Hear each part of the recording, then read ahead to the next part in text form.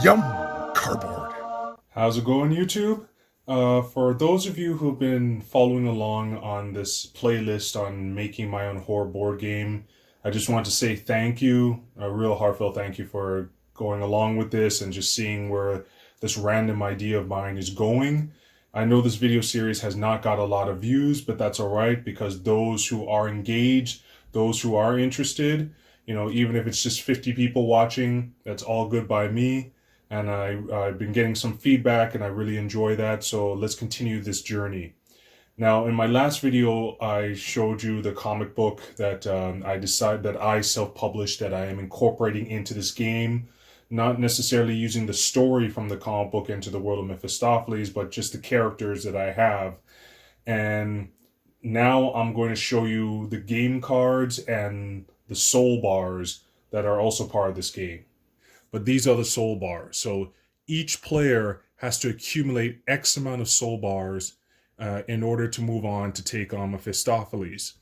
Now, I'm still writing the rules. As I said, I'm making this as I go along. I'm very truthful on that. I'm not sure where things are going to go, especially when I start test playing it. That's when I'll discover or figure out how many soul bars should be achieved, how much you should start off with. Should you start off with one? Should you start off with zero? Or should I do it where you already have the amount you need, but there's chances that you're going to lose them along the way? I'll figure this out as I test play it. But ultimately, this is your heart and soul in the game. Every player, I'm going to have it as a 4-player game. You need soul bars, but ultimately you need a certain number of soul bars in order to get to Mephistopheles. But throughout the game, you're going to be doing tasks and taking on your opponents to win or lose these soul bars. Now, the true important part of the game are the game cards. So these are just simple examples. I just have one example of each, but I want to show you the 5 classification of game cards. Now, as I showed in an earlier video, each tombstone has signs on them. When you land on the tombstone, they'll have certain logos on it. Certain logos will be in the manual telling you that you do something specific each and every time. There's no variety. You land on a certain logo, you just do A, B, or C every time. But with other spaces, you see we have logos on them, and these logos pertain to the cards. So this one here with the bloody peace symbol upside down, that's an unpleasant act. With this one here, this is a projection of strife. So I'm going to explain to you what each of these cards are and how they work. So let's start with this one here. This is an unpleasant truth. So another player selects this card for you, and you have to answer a question and be truthful about it. And depending on how you answer it, you either don't gain or lose any soul bars, you lose a soul bar, or you gain a soul bar. And many of the cards have 2 options.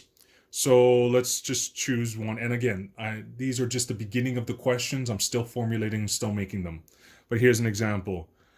You are being chased by murderous hell demons. To survive, the player must choose one opponent to sacrifice. Choose that player to die horribly in the next 5, 4, 3, 2, 1 death. If the player didn't choose by now, he or she loses a soul bar. If the player did choose, the chosen player who dies loses a soul bar. So that's an example. So it puts a player on the spot to choose any of the opponents to die horribly. And it's up to that player to choose that player. And of course, the player that's chosen is going to be upset and will want to get vengeance. And that's the whole idea. So that's just speaking truth. Now this one, the bloody upside down peace symbol, is an unpleasant act. So these ones could have questions on, not questions, but 2 options of acts or actions that you need to do. But there's also benefits that come out of this. Just because this is hell doesn't mean everything has to be doom and gloom. So in this one, even in hell, an act of selflessness can help you achieve success, or at least keep you in the game. You must give up one of your soul bars to an opponent with the least amount of soul bars. So you're being selfless and actually helping out an opponent, even if you hate that opponent and want them to lose. If you don't give up your soul bar, you automatically go into the pit and you lose 2 soul bars. So there's a punishment if you don't, and that's the main crux that I have in this. If you don't do what these cards tell you to do, there is a definite punishment. So it forces you to do what is being asked of you. Now this one is Projection of Strife. So what this is that this is one of the cards where the player themselves reads the card. Like these cards, the opponent reads them for you. But this one, the player themselves read it because this is something that you're going to do to someone else. So you get the choice to project anything that's explained on the card to another player. So in this example, and yes, there's quite some reading involved, but I want the card to explain everything. So anything you need to know is already on the card. So here, in order to fool the undead into not killing all the players, one player needs to act like an undead zombie to blend in. Choose an opponent to act like a walking zombie for 20 seconds. He or she must do a full zombie performance. So you're pretty much you're choosing another player and they must do and act as the card says, or they get punished. The next one is an Orgy of Fate, and this one is simply anything. It could be anything. It could be truth, it could be an act, it could be telling someone else to do something, telling you to do something. It could be anything. So, and I brought up here's Hala, Queen of Sin, who's from my comic book that I mentioned in the last video. This is the Queen of Sin. The lover Satan craves a wicked act of loyalty. Act like you want to whisper important information to one opponent's ears, but instead burp in his or her ear. The louder the burp, the more pleased Hala would be.